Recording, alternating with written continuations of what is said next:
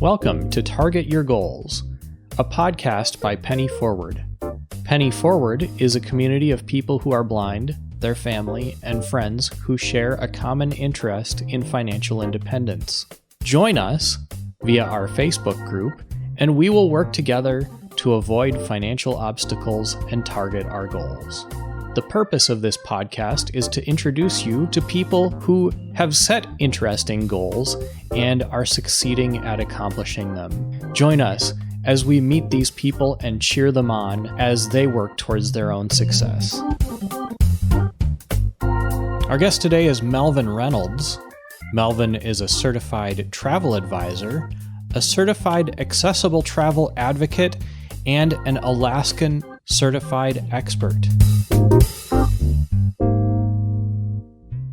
Melvin, thanks for being here. Thanks for having me, Chris. So you are a certified travel advocate and an travel accessible, what do you call that again? I am a certified travel agent and a certified accessible travel advocate. All right, and tell me a little bit about what that means. Certified travel agent is I have taken quite a few courses through the Travel Institute and through a local university and have gotten a certification as a travel agent. And the certified accessible travel advocate means that if someone is traveling and they need wheelchairs or they need braille or they need things for hearing adaptive equipment, I can get that for them. I can get oxygen. I can work with the cruise lines and have their adaptable equipment delivered directly to the cruise line or even to a hotel if they're staying at a hotel, or a resort if they're staying at a resort. That sounds pretty involved. How did you get started? I actually got started quite a few years ago. Back in 1997, I graduated from Youngstown State University with a bachelor's in geography. And at the time, I wasn't sure exactly what I was going to do with that degree. And in 1999, I earned my travel agent certification. And this past year, I started working for Cruise Brothers as an affiliate agent. And one of the courses I had taken mentioned special needs group. And so I went and checked them out, and they offered this training, and I took it. It was a 3-hour training, all about the equipment that they offered and how I could better serve special needs clients. And you yourself are a special needs client? I am totally blind. I have been for 18 years this year. How do you go about getting a geography degree as a totally blind person? I was actually sighted at the time. I was sighted when I got the geography degree. I was sighted when I got my initial travel agent certification. I'm in the process of recertifying, which is a little different now that I've lost my sight. Some of the geography courses are a little tougher than what they were when I was sighted. But being I have the basic understanding from when I was sighted, it's not as hard, I don't think, as it would be to go at it if I had never taken those courses when I was sighted. And are you a traveler yourself? I am. I travel quite frequently. I love to cruise. I've been on 4 cruises so far, 2 to the Southern Caribbean, 1 to the Western Caribbean, and 1 to Alaska.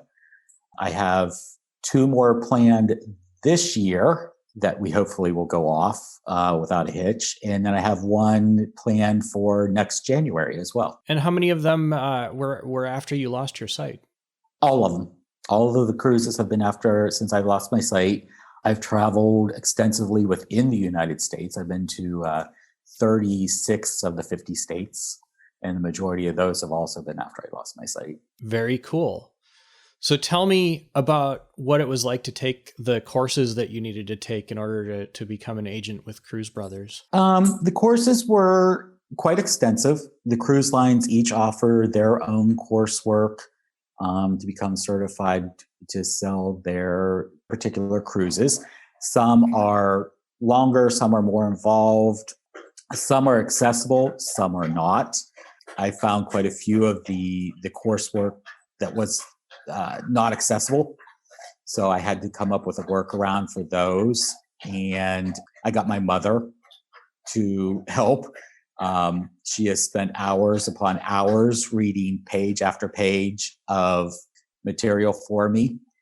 And with her help, I've been able to do all the coursework for the different cruise lines, even some of the land vendors that we use. What were some of the accessibility challenges you ran into? There would be slides, and within the slides, there would be numbers that you had to click on to expand a certain area of that slide, and VoiceOver just would not read those for me at all.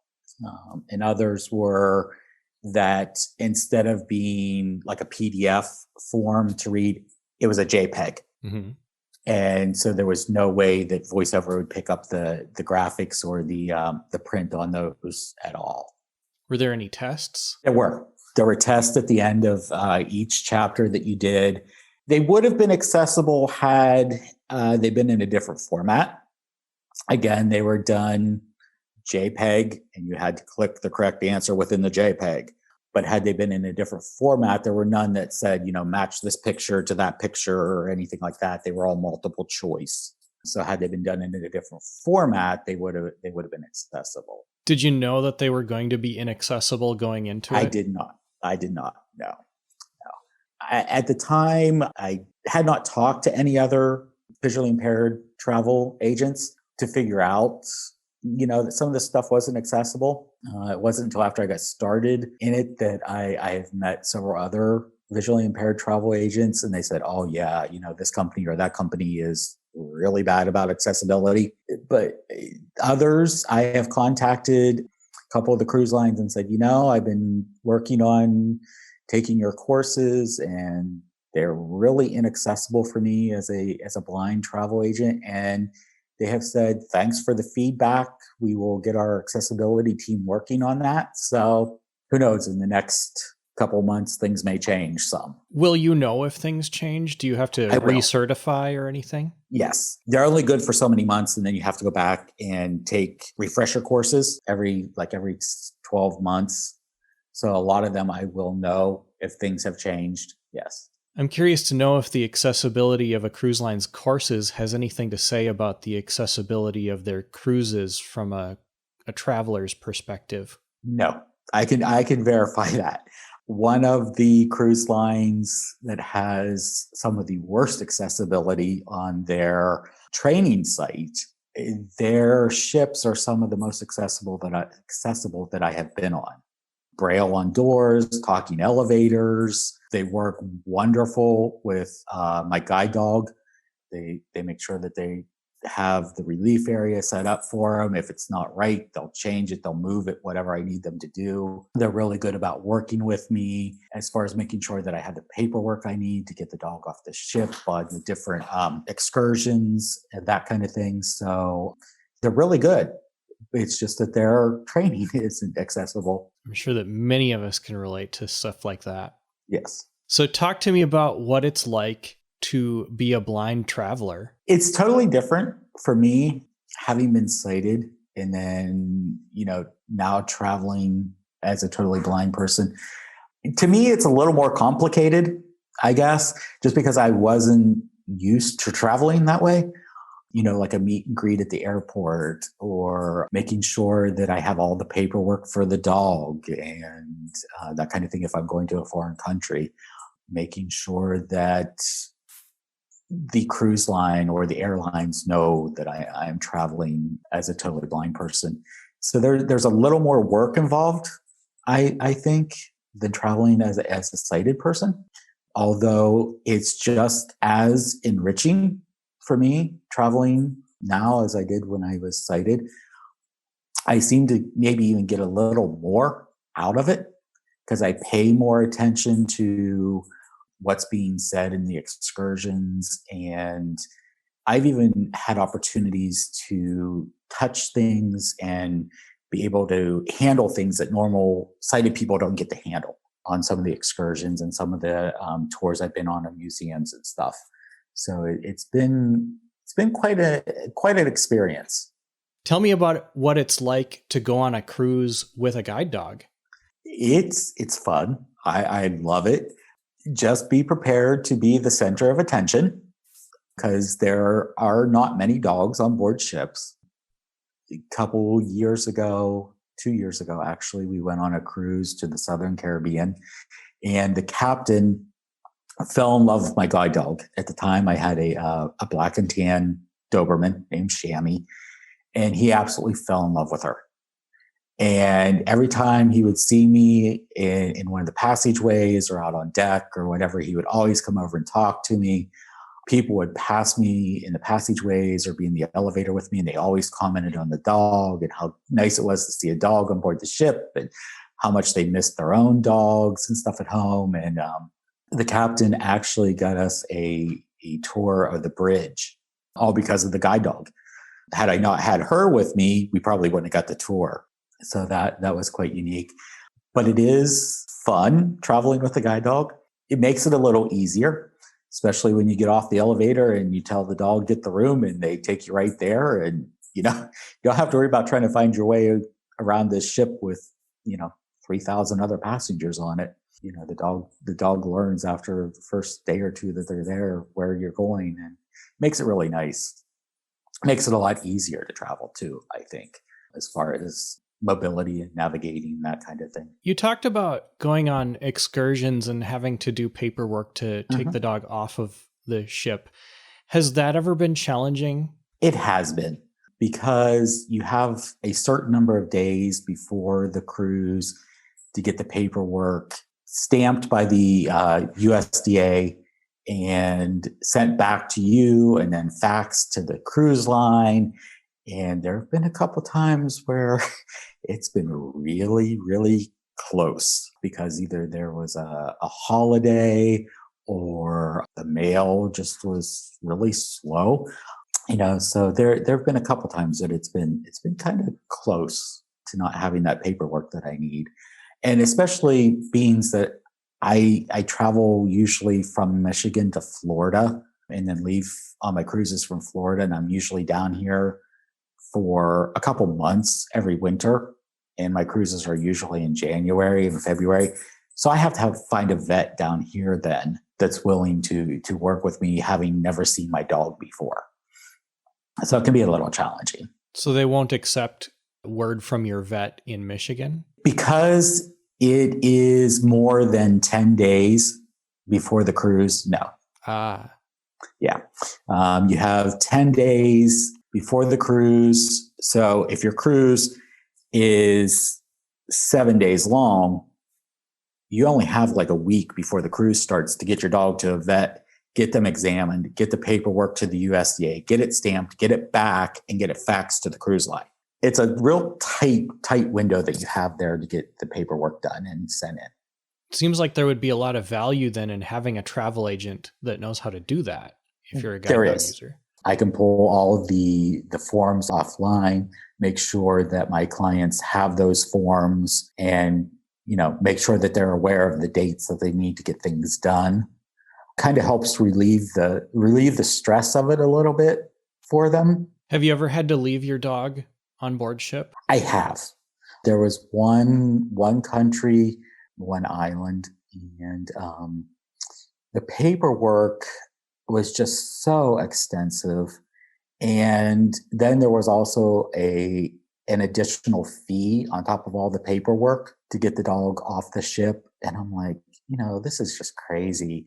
I'm not going to pay an extra $50 to get the dog off the ship, for a 2-hour excursion. So I have had to leave the dog on the ship once, which is fine because I had friends on the cruise at the time, so they weren't getting off the ship anyhow. So they stayed and they just kept the dog because the cruise lines will not let you leave your dog in the stateroom unattended. So there's a chance then that you may need to either pay the fee or choose not to go on an excursion. Yes. Okay. Yes. We'll hear the conclusion of this interview in a moment, but first, a brief word from our sponsor.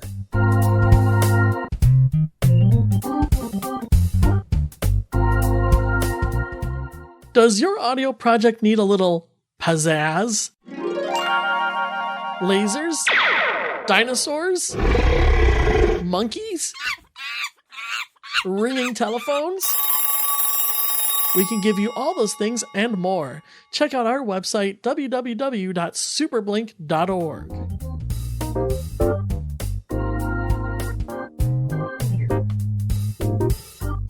Tell me a little bit more about your employment as a travel agent. Has there been any challenges as a blind person other than the coursework? Some of the booking sites are a little tricky to navigate. One of them, in fact, I just did a booking on it a couple weeks ago. Works fine right up until the very end, where I have to submit the booking, and the button to submit the booking doesn't read. So I have to go get a sighted person and say, hey, can you click this button for me? Other than that, everything else works wonderfully on the site. That's one of the biggest challenges. Another challenge is my agency, my host agency, Cruise Brothers, does weekly webinars on Tuesday, Wednesdays, and Thursdays. And a lot of times when they're sharing their screen, they just go, well, you go here and click this, and then you go here and click that, and then this shows up and you click this, and it's like, well, what are you clicking? They're not very descriptive as far as talking through what they're clicking, because they're sharing video. So, the sighted agents are getting what they're doing, but me, not so much. What is the response from sighted agents that you work with when they find out that you're blind? They're like, how do you do it? It takes some patience. If you're not a patient person, it's definitely not a job for you, because there's lots of research involved, and some of that research can be quite tricky to do. But a lot of the agents are totally amazed that I actually do it and do it well. In fact, my team leader from Cruise Brothers, when I first signed on, she's like, I've never worked with a blind travel agent before. She's like, what do I need to do? And so I went over some of the basic stuff, like if we're in a meeting, you need to be very descriptive, that kind of thing. So it's worked out well. The ones that I work closely with know, and so they help me out as best they can. Is there a lot of collaboration in the travel agent world? There is. For example, my specialty is Alaska, as well as the accessible travel. So if someone comes to an agent that maybe doesn't do Alaska or doesn't know Alaska that well, they may then refer that person to me, and I may do the same for them if there's someone who, say, comes to me wanting to do a riverboat in Europe. I mean, I'm familiar with riverboats in Europe, but that's not my specialty. So I may pass them off to someone who I know knows that area of cruising really, really well. Can we talk for a minute about how you get paid? I imagine that it's commission-based, like a lot of sales jobs are, where you get paid for how productive you are. Yes, it is commission-based. Each vendor pays a different amount of commission. Really can't go into commission schemes, but they do pay a different amount of commission depending on whether it's cruise or whether it's land. The only ones who don't pay commission are airlines. They quit paying commission quite a few years ago. So the only way that we get commission if we book air is if we book something like a rental car or a hotel or a cruise with that air. But that gets paid to Cruise Brothers, and then I make half of whatever the commission was. So if the commission was paid $300 to Cruise Brothers, I make $150. Have you ever felt like you were less productive than other agents because of your blindness? No, I wouldn't say because of my blindness. I would say maybe because I don't know as many people who travel as some people do. I know there are some agents with Cruise Brothers who are constantly doing groups of like 250, 300 people. I can only hope to ever be that productive. Just because, and maybe it does relate back to my blindness, means that I'm not out in the community as much as they are. I don't know if that's part of it, but like I said, it's just that I don't really know people who travel as much as they do. So how have you gone about finding clients? I have a Facebook page, which is Melvin Reynolds, CTACATA. If you put that in the search box, you'll find me. I have that. I hand out business cards everywhere I go. Word of mouth has been a big one. friends telling friends, other clients telling their friends, that kind of thing. And I also have a newsletter as well that goes out once a month. And that has been passed from some of my recipients to their family and their friends. And from that, I've gotten new subscribers to my newsletter and a couple new clients from that. Do you think that being a travel accessibility expert helps you with marketing? I do in some ways, simply because I feel that I can reach a different market than a lot of travel agents because I know how to reach that market from my training. A lot of agents kind of, I don't want to say they don't know how, it's just that they've not been trained how to ask the questions that they need to ask to serve the accessible market. How about guide dog users? Do you find that guide dog users are more comfortable with working with a travel agent that is also a guide dog user? I think so.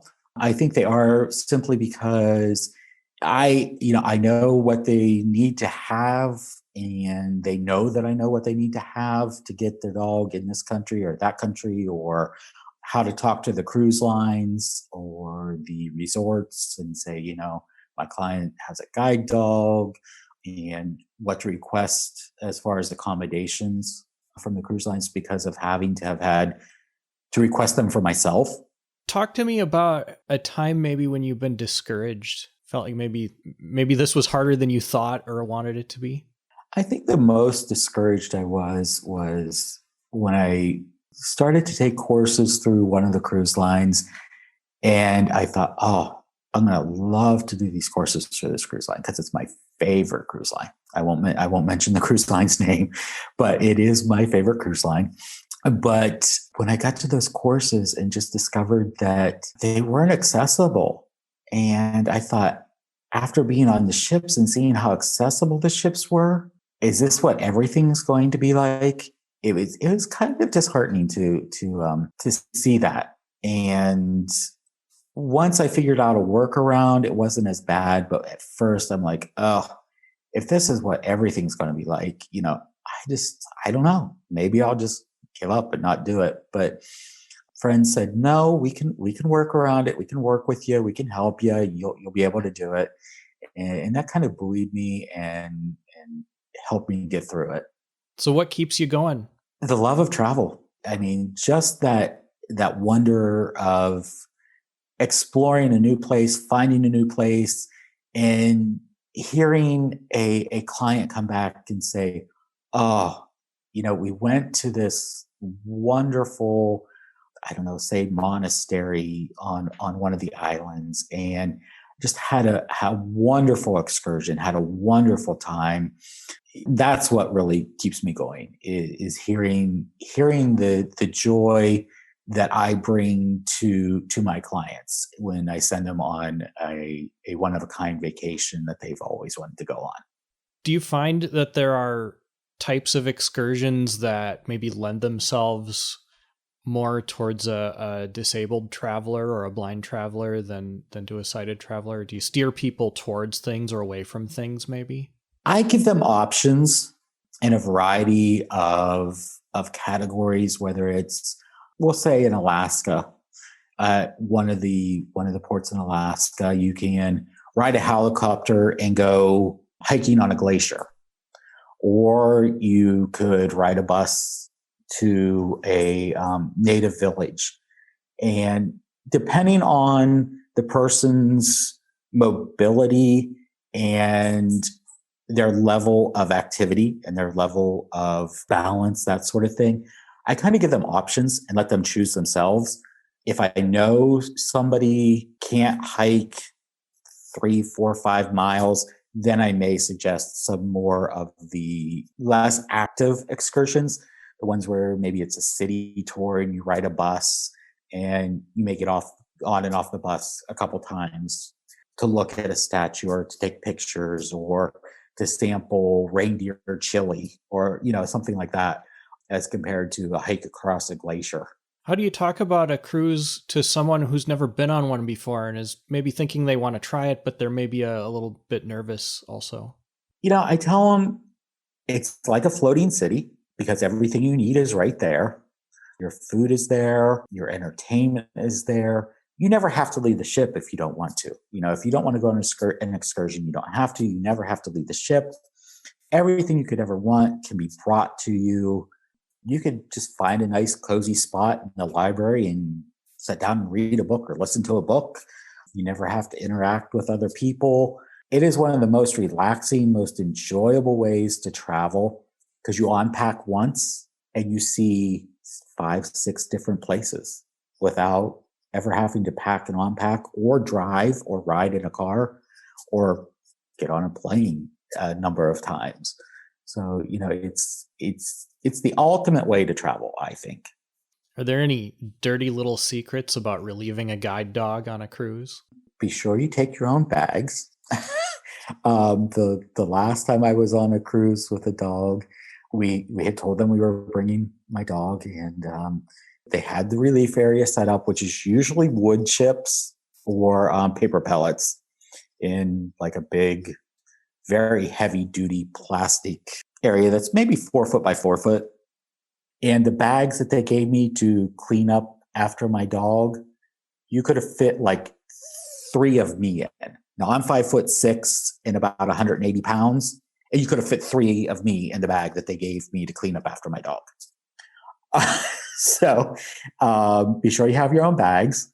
Before you leave, you may want to work with your dog to get them used to going on wood chips, especially if they're not used to going on something like wood chips or paper pellets. I would suggest, going and getting a kiddie pool and taking a bag of wood chips and throwing in there. And every time that you take your dog out to relieve them for like a week, maybe 2 weeks before you leave on your cruise, take them to that kiddie pool and have them relieve themselves in the wood chips, because most dogs really aren't used to going on wood chips. That kind of gets them used to that because that's what most cruise lines use. What is the most fun trip you've been on, do you think? It would have to be my Alaska trip. It would have to be my Alaska cruise by far. Just the whole culture that I experienced while I was there, the food that I got to experience while I was there, the history. There's a bit of everything in Alaska. And it really is America's last frontier to experience a ride over the White Horse Pass and learn the history of the gold rush, or to experience a native dance and psalm demonstration. It's just, I don't know, it just kind of makes you appreciate our heritage a little more, I think. I'm sure that many people like me are wondering, isn't it cold? It can be, depending on what time of year you go.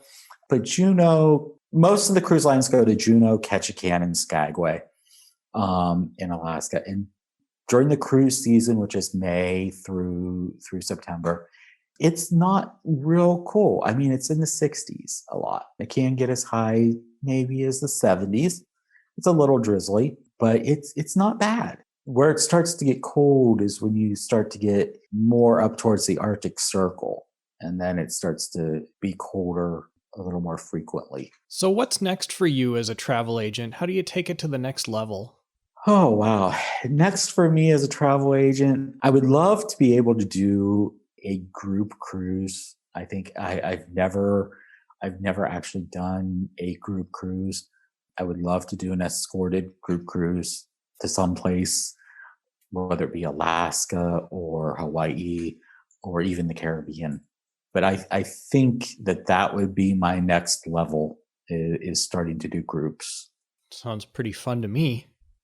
Well, Melvin, this has been an exciting trip, and I've learned a lot. And as a fellow guide dog user, I'm kind of itching to travel. So maybe we'll be talking again soon. Thanks for being here. Well, thanks for having me.